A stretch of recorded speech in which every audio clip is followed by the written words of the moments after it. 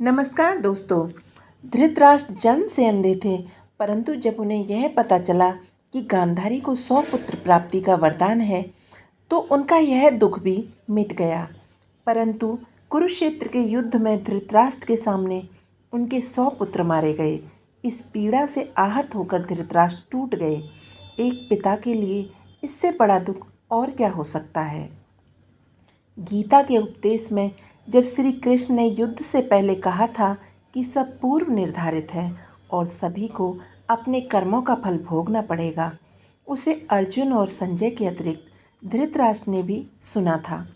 धृतराष्ट्र को कृष्ण की वह बात याद आई और वह कृष्ण से कहने लगे, हे माधव, मैं अंधा पैदा हुआ, मेरे सामने मेरे 100 पुत्र मारे गए। कृपया मुझे यह बता दीजिए, यह मेरे कौन से कर्मों का दंड है। इससे मुझे इस पीड़ा से बाहर निकलने में मदद मिलेगी।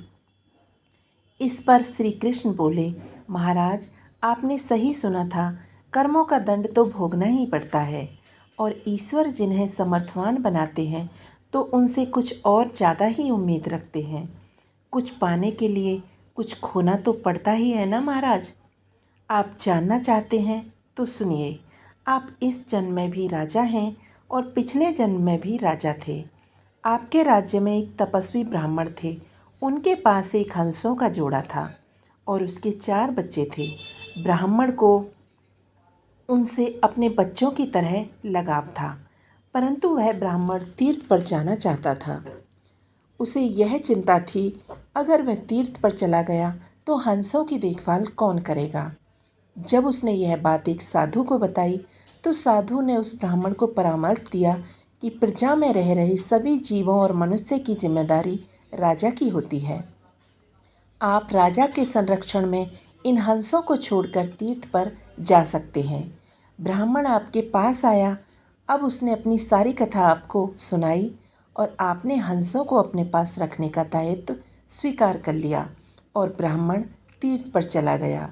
ब्राह्मण हंसों को आपके भरोसे छोड़कर निश्चिंत था और हंस आपके महल की तालाब में पलने लगे।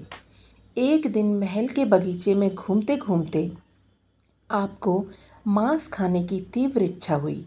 जैसे ही आपकी नज़र सुंदर हंसों पर गई, आपने सोचा, सभी जीवों का मांस खाया है, परंतु हंसों का मांस कभी नहीं खाया। कैसा स्वाद होता होगा इनका। हंसों को देखते हुए मांस खाने की आपकी इच्छा और तीव्र होती गई और अंततः आपने हंस के 2 बच्चों को भूनकर खा लिया। उसका स्वाद आपकी जीभ को लग गया। हंस के 100 बच्चे हुए और आप धीरे धीरे उसके सारे बच्चों को खा गए। अंत में हंस ने भी दुखी होकर अपने प्राण त्याग दिए। बहुत दिनों बाद जब वह ब्राह्मण तीर्थ से लौटा तो उसने आपसे अपने हंसों के विषय में पूछा, परंतु प्रजापालक राजा यह कैसे कहता कि उसने प्रजा की संपत्ति ही लूट ली है।